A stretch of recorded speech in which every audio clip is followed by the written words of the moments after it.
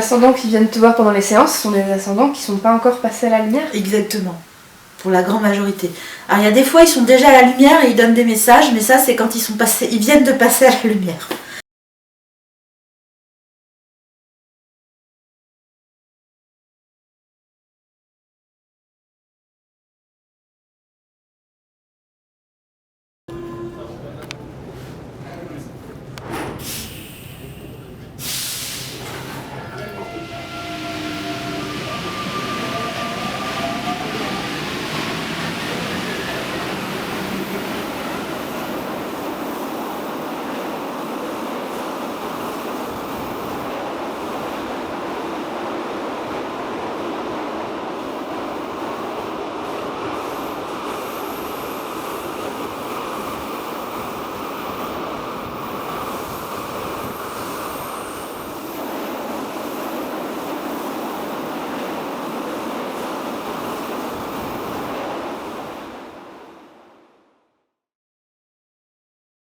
Et qui est-ce que ça touche en fait, tes séances? En fait ceux qui viennent c'est tout le monde, c'est surtout des femmes. Ouais. C'est surtout des femmes. J'ai quelques hommes, mais c'est surtout des femmes, c'est un public féminin. Et De quel âge? elles ont entre 18 et 99 ans. Et j'ai des chômeuses, j'ai des caissières, j'ai des productrices, j'ai des directrices de banque, j'ai toutes les classes sociales qui viennent, et tous les âges et toutes les origines culturelles. Et en fait, elles ont toutes des problèmes de vie ou des questions de vie. Vous prenez, voilà. Donc la personne a pris rendez-vous, etc. Elle vient à l'heure que je lui ai dit. Et puis en fait, je la fais asseoir, je bats les cartes, je lui demande si elle a une question. Et je lui dis, mais de toute façon, quelle que soit votre question, vous recevrez le message dont vous avez besoin aujourd'hui. Hop, je bats, je pose les cartes et je lui dis, vous tirez 5 cartes s'il vous plaît. Elle me donne chaque carte, on fait un tirage ce qu'on appelle en croix. Et puis là, je lui dis le message. Et souvent, il n'y a pas qu'un seul sujet qui va arriver, mais plusieurs. Et même des fois, je pense avoir terminé, il y a encore un message. Donc voilà, ça dure environ 20 minutes. Et en fait, elles savent pas pourquoi elles y aillent. Elles y vont pas par... on peut s'acheter une paire de boucles d'oreilles, on peut tester une glace au matcha, on peut tenter un week-end dans une ville où on n'est jamais allé. Et aller à une consultation de tarot, ça se présente là, et on se dit on y va. Et la personne, quand elle vient, elle est comme téléguidée par son âme. Ceux qui veulent pas, qui sont pas motivés, ils viennent pas. C'est comme les gens qui se désistent à la dernière minute. C'est parce qu'en fait ils n'ont pas besoin. C'est qu'ils en ont pas besoin ou c'est pas le moment. D'ailleurs ça a laissé la place à une autre personne. Donc moi je laisse les choses se faire justement. Voilà. Mais en effet elles ont bien un message à recevoir, ou une clarification à avoir.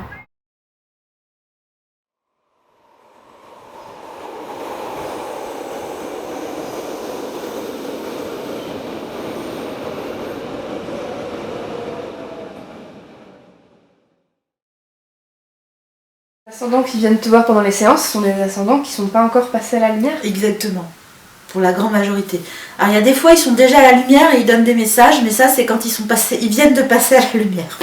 Et ça c'est pas au grain de contrôle que ça se passe. Grain de contrôle c'est tarot, et par contre je fais des séances beaucoup plus longues, j'appelle ça passage lumière, mais il y a aussi, il y a toujours un passage d'âme dans le coin, quoi. Toujours une âme dans le coin qui dit oh, je voudrais passer à la lumière en fait. En fait. Demande-lui ça. Super. Ça touche beaucoup les gens d'ailleurs. On ne s'attend pas à avoir un message de sa grand-mère décédée, de son grand-père. D'ailleurs, j'ai eu un cas ce week-end. Un jeune homme d'une trentaine d'années. Un message de son grand-père. C'est sûr, il s'y attendait pas. Mais moi non plus, je ne m'y attendais pas.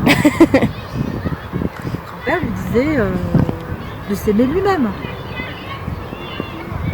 Donc voilà. Peut-être que c'est quelque chose que même son père n'a jamais entendu de son vivant de la part de son propre père.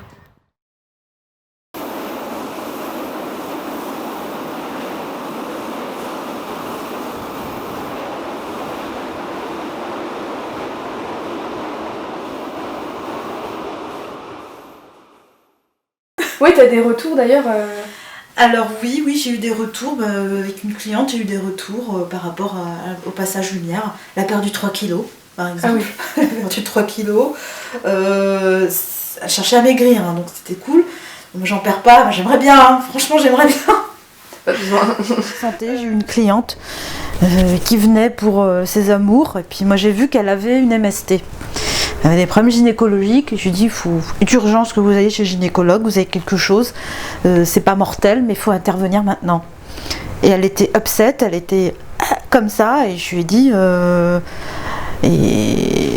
Et voilà, et elle voulait me payer. Je lui ai dit, vous ne me payez pas. Vous allez, avec cet argent, vous allez chez le gynéco. Parce que je savais qu'elle avait des grosses galères d'argent. Et c'était vraiment pour lui dire, voilà, c'est bien d'être venu me voir, mais en fait, je ne suis qu'une étape par rapport au médecin, qui est lui la vraie priorité. J'ai reçu un message par la suite où elle me remerciait parce qu'elle avait en effet une maladie invisible qui était en effet gynécologique.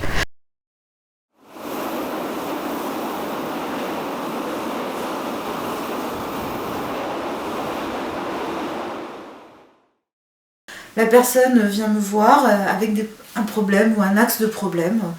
Et moi, je vais, en tant que passeuse lumière, je vais chercher les ombres qui bloquent la personne. Des programmes ou des sous-personnalités, des parties dans l'ombre qui contrôlent, quoi. Et on va les passer à la lumière. Voilà. Et puis, il y a aussi de la reprogrammation. Voilà. À la fin de la séance, les gens, ils ont un des devoirs de maison à faire. C'est drôle, ouais, ce vocabulaire technologique pour la spiritualité. Bah oui, quelque part, l'ADN humain aussi, c'est le génome en lui-même, il est dynamique, il s'adapte. Voilà, je parlais tout à l'heure de nouvelles technologies, qu'il fallait faire de la veille tout le temps parce que ça bouge tout le temps. Bah, notre ADN aussi, il bouge. Il y a des programmes dont on n'a plus besoin, des façons d'agir qui nous aident plus. Et donc, il y a aussi des parties de soi qui nous bloquent. Donc, si on est prêt, hop, on passe à la lumière les choses. Et puis, ça permet à chacun d'être plus dans ses potentiels, puisqu'il a moins de blocages. Pourquoi on a du stress dans la vie? Pourquoi on a des angoisses? Pourquoi on a des blocages? Parce que on ne fait pas ce que nous demande l'âme ou le cœur. C'est pas grave, c'est la même chose, l'âme, le cœur, parce qu'on est dans des vies où on a l'attention partout, on est sollicité par les autres, on court dans tous les sens et on n'écoute pas ses besoins profonds. D'où des problèmes de santé, d'où parfois des dépressions, d'où des angoisses, des peurs, etc. Des gènes qu'on a dans sa vie quotidienne, des problèmes relationnels évidemment.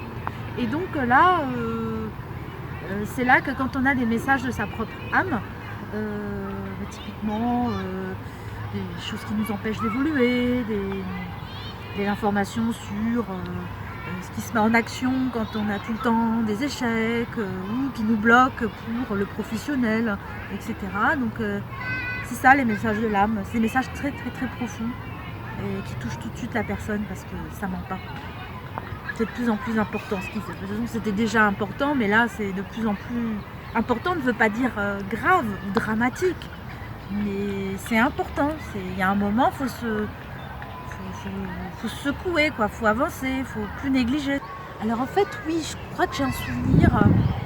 En fait, ce qui est très beau, c'est quand on dit à une personne quel don elle doit absolument développer. Et là, c'était une artiste. C'était une vraie artiste. Et elle avait un grand don, un extraordinaire don, sculpture, peinture. Tout ce qu'elle touchait, c'était une vraie œuvre. Et il fallait qu'elle accouche. Elle était enceinte jusqu'aux dents. De 4000 œuvres, 8000, un nombre infini d'œuvres d'art. Il fallait absolument qu'elle se lance. Et je lui ai dit non, vous faites que ça maintenant, vous créez.